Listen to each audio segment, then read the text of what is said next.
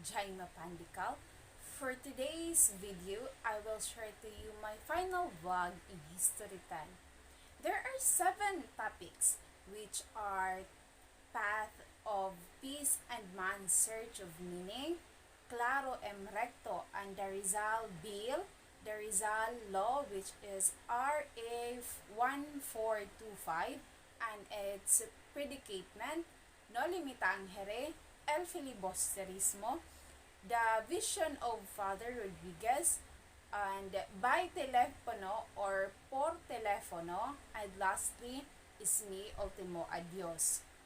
So those topics that I mentioned earlier, I will discuss it by using telephone or by using telescope or telescoping, which is we will cite an existing societal, local, national, or international issues, then connect that issue to our topic that we will now discuss. So, logotherapy is a psychotherapeutic approach developed by Viktor Frankl, an Austrian psychiatrist and Holocaust survivor. It focuses on the search for meaning in life as a central motivating force for individuals. So, according to Frank, finding meaning in life is essential for psychological well-being and can help individuals overcome various challenges and difficulties. Results life through a logotherapeutic lens, one can see that he found profound meaning in his struggle for social justice and the liberation of his people. Rizal's commitment to his ideals and his willingness to sacrifice his own comfort and safety for the greater good demonstrate his deep sense of purpose and meaning. Despite facing numerous challenges and eventually sacrificing his life for his beliefs, Rizal remained steadfast in his pursuit of freedom and enlightenment.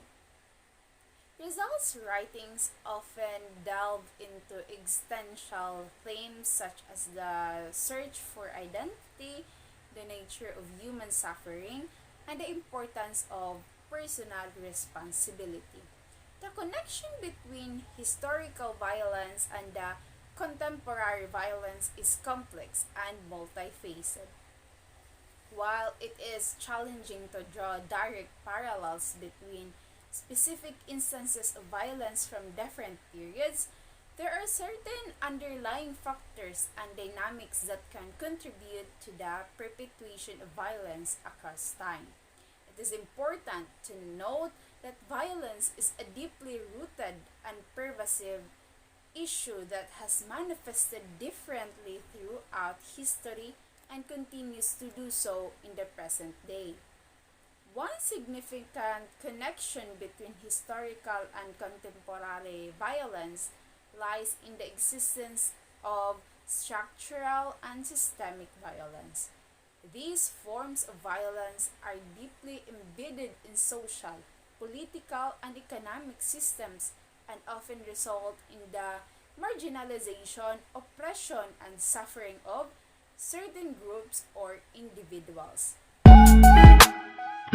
Claro M. Recto was a prominent Filipino statesman, jurist, and nationalist who played a significant role in Philippine history. One of the key issues he tackled was the Rizal Bill, which later became the Rizal Law, Republic Act number 1425. So let's delve into the details of the Rizal Bill and its predicament. So, in 1950s, Claro M. Recto, then a senator of the Philippines, proposed a bill that aimed to require the inclusions of Jose Rizal's literary works in the curriculum of all public and private schools in the country. Jose Rizal was a national hero of the Philippines, known for his writings that advocated for reforms during the during the Spanish colonial period.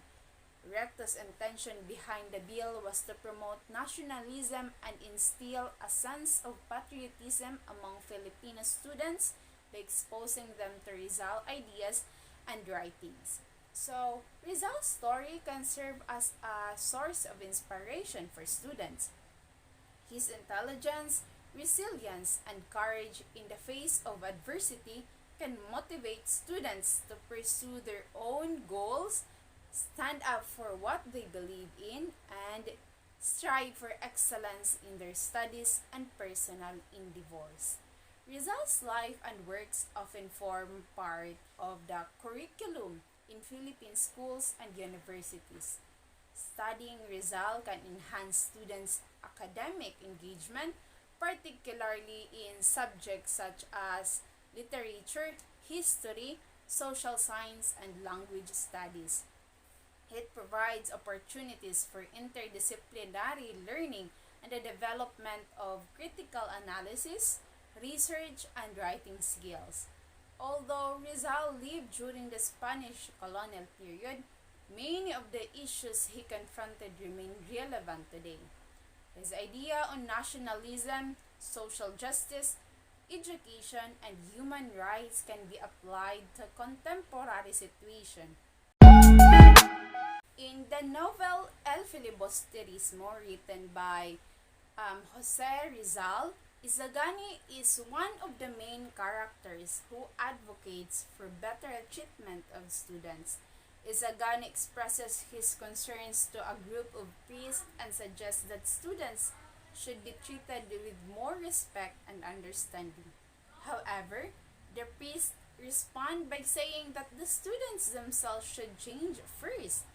They believe that if the students were more obedient, respectful, and diligent, they would receive better treatment from their professors and authorities.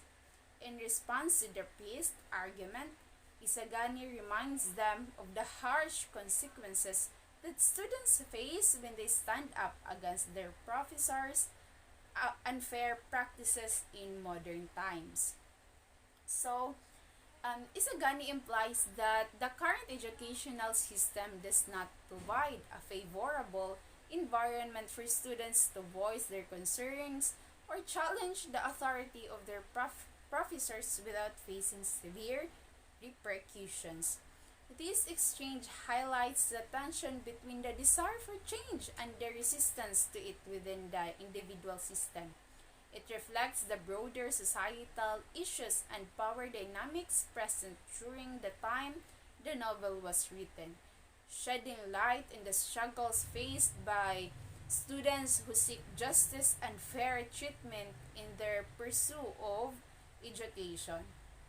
The idea that education should only be given to morally worthy individuals is not commonly held in modern times, particularly in democratic societies with a focus on equality and universal access to education.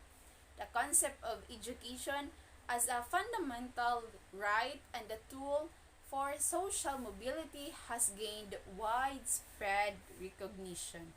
In contemporary society, the education is seen as a means to empower individuals, foster critical thinking, promote social integration, and enhance economic opportunities. Governments and educational institutions strive to provide inclusive and equitable education for all, recognizing that everyone has the right to learn and grow irrespective of their moral character.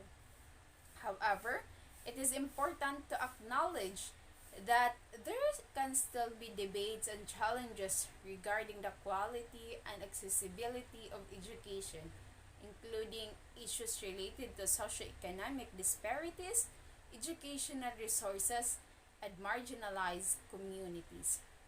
Efforts are continually being made to address these concerns and ensure that student remains accessible to all individuals, regardless of their moral worthiness or social standing.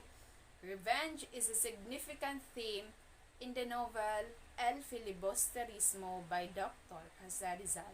The story depicts a society marked by oppression, corruption, and injustice, which drives some of the characters to seek revenge as a means of addressing their grievances.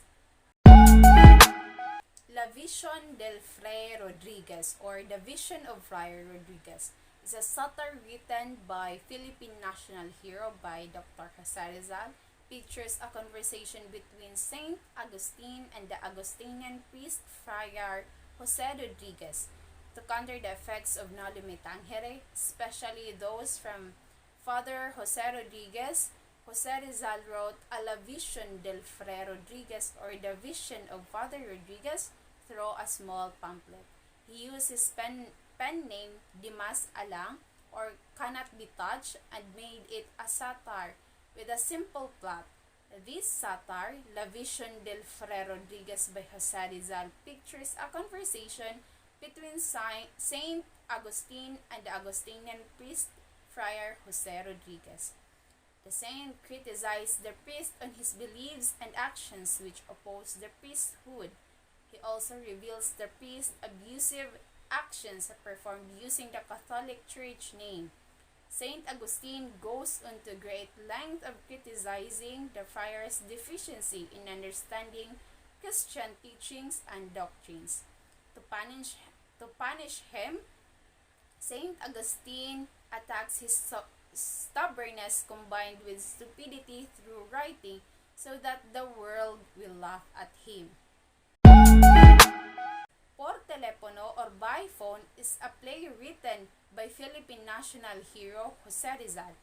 It discusses social issues and plans for the Philippines by two friars. It was published in 1889 as a reply to a friar named Father Salvador Font in connection to his discrimination about Noli Me Tangere and for initiating the banning of Noli in the fall of 1889. The first pamphlet was printed in Barcelona under the authorship of Dimas Alang. Por Telepono is full of symbolic. It unveils how friars live their lives and how they give thanks to the donations given by ilustrados. Every line that has been uttered in Madrid is like an echo that fills the concerns of the Philippines. Mi Ultimo Adios, or My Last Farewell, is a poem written by Filipino propagandist and writer Dr. Jose Rizal before his execution by firing squad on December 30, 1896. The piece was one of the last notes he wrote before his death. Another that he had written was found in his shoe, but because the text was illegible, its contents remain a mystery. Rizal did not ascribe the title to his poem. Mariano Ponce, his friend and fellow reformist, titled it Mi Ultimo Pensamiento, or My Last Thought, in the copies he distributed, but these did not catch on. Also, the coconut oil lamp containing the poem was not delivered to the Rizal's family until after the execution, as it was required to light the cell.